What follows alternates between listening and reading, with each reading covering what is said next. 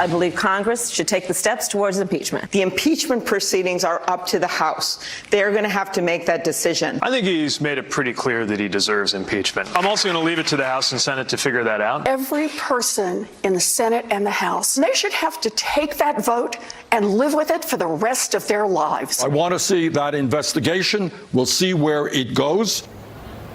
Impeachment, the word of the day for the town halls with the 2020 candidates. As you look at a list, an ever-growing list of people getting into the 2020 race, it's a lot easier, it seems, for them to say, sure, go ahead and impeach President Trump than it is for House Democrats to get to that conclusion and the logistical hurdles ahead. As you look at the polls, new out today, Monmouth poll has Joe Biden in the lead, and you see Bernie Sanders in second. Pete Buttigieg, the mayor, look at that, less than 1% to 8% just in a short time. And then if you look at Iowa, obviously the first stop, the Iowa caucuses, Joe Biden also leading there.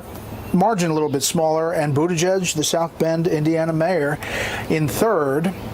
With that, let's bring in our panel tonight. Charles Hurt, opinion editor for The Washington Times. Leslie Marshall, Democratic strategist. And Jonah Goldberg, senior editor at National Review. Jonah, we've had this kind of launch, non-launch for Joe Biden. He was going to go Wednesday. Now it's Thursday. We don't have a lot of details of what it looks like, but he's clearly still leading in some of these big polls. No, he is, and I think he's well positioned. If I don't usually give a lot of advice to Democrats, but if I were him, I would come out, I would announce, and immediately take dead aim at Bernie Sanders and say, look, this is a two-person race. I'm the grown-up. I'm a liberal, but I'm not a socialist. The party will go down in flames if we pursue Bernie's path, make everybody else look small. He's basically the only guy in a position who can do that. And I think that, one of the things that we see is that a lot of the Democratic primary people, they think that basically Democratic Twitter is the actual Democratic electorate, and it's not. And he's one of the only people who's positioned to actually reach out to sort of the traditional Democratic voter. Leslie, you do wonder, though, about the launch or decision to launch and what transpired there. I mean, all we're told is that something will happen Thursday, a video launch, and then there's a Monday event in Pittsburgh. I don't know what happens between Thursday and Monday, but it's interesting.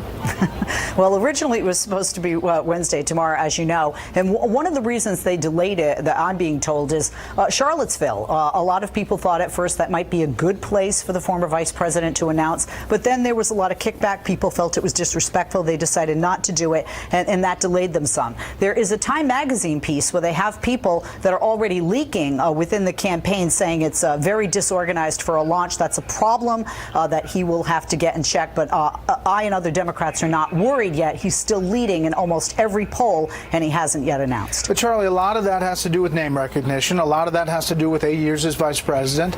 And you wonder how Joe Biden is going to compete with a pretty energetic and obviously voluminous candidate spread on the Democratic side.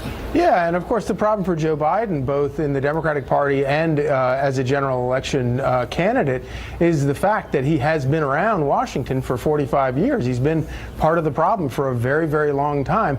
And so he's going to struggle to come up with whatever new message it is that he's got that's going to, now it's going to change everything. And of course, when I look at the field, I can't think of a single person who has actually run for president as many times as he has over the past, since he's been in Washington.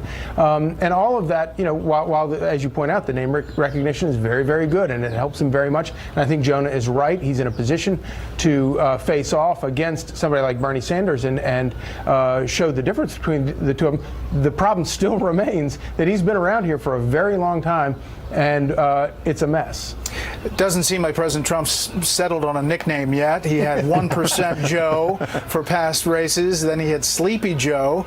We don't know where he'll end up. Jonah, voting rights for prisoners came up last night in the town halls and seemed to be a little bit of a separation. Take a listen. Should people convicted of sexual assault of the Boston Marathon bomber, should they be able to vote? While incarcerated? Yeah. No, I don't think so. I do believe that even if they are in jail, they're paying their price to society, but that should not take away their inherent American right to participate in our democracy. I think we should have that conversation. mean, is this an issue that Iowa and New Hampshire cares about? I mean, it's a Saturday Night Live skit. I mean, Buttigieg gave the exact right answer, and Bernie Sanders' position I find utterly baffling.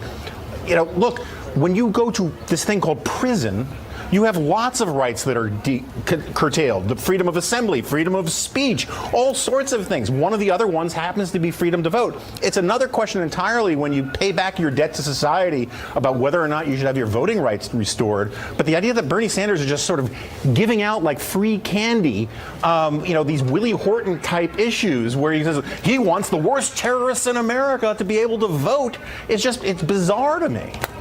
I mean, Leslie, it's one thing to be talking about Medicare for all and the details of that, and then the Green New Deal and how you're going to pay for it. But it seems that prisoners voting, electoral college seem on the outskirts.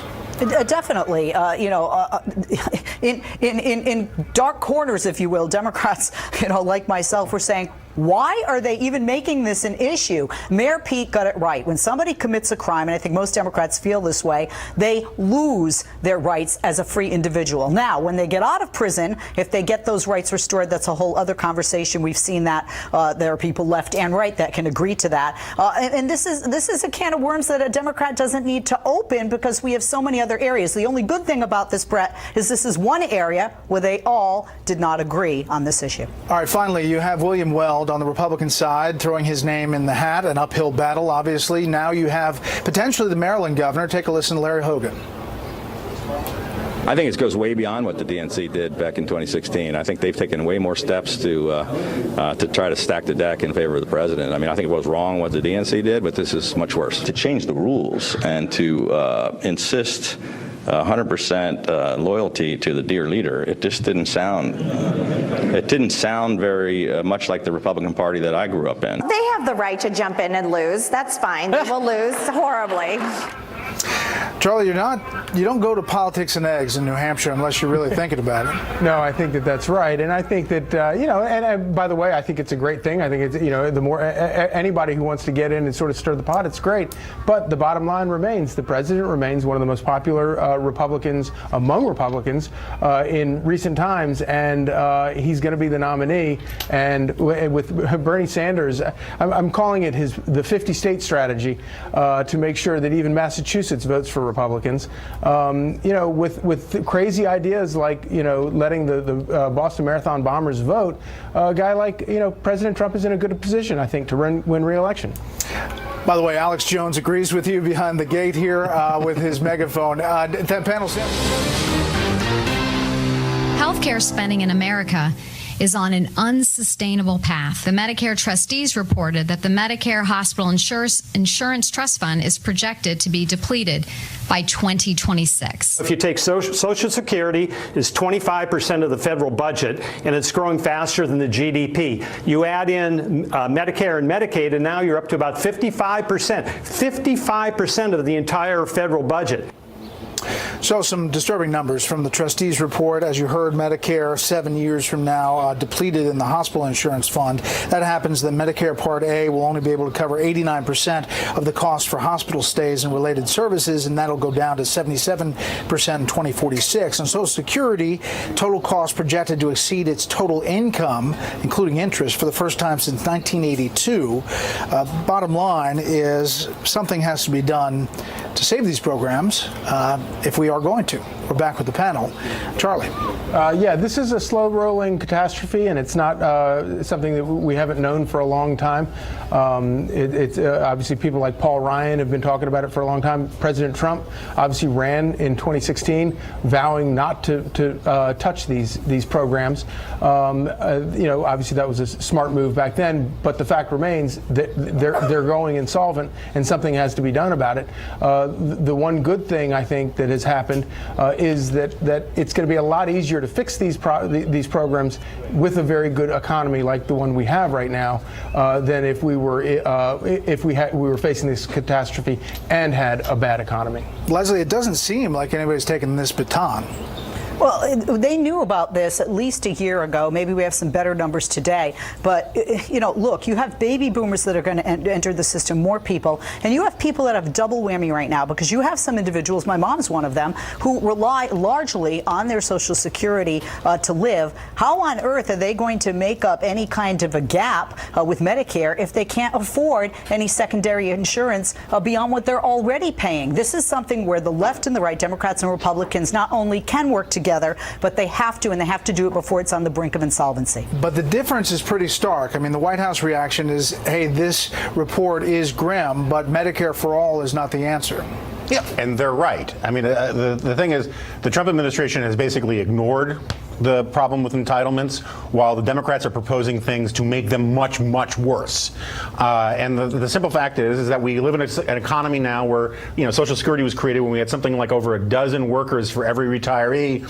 Most people died at 61. They didn't get the benefits until they were 65. Now it's 2 to 1 per retiree. We're having a massive wealth transfer from young people to old people. It's not sustainable. It's got to be ripped up from the ground up and figured out. You got to father in, you know, grandfather in the people who are recipients now, but then fix it for the coming generations.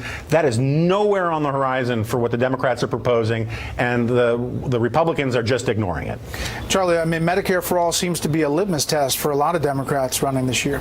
Yeah, and unfortunately, the idea of Medicare for all, on top of what the problems that we're facing right now, is kind of the typical government answer: more centralized governance from Washington. That's the whole problem in the first place.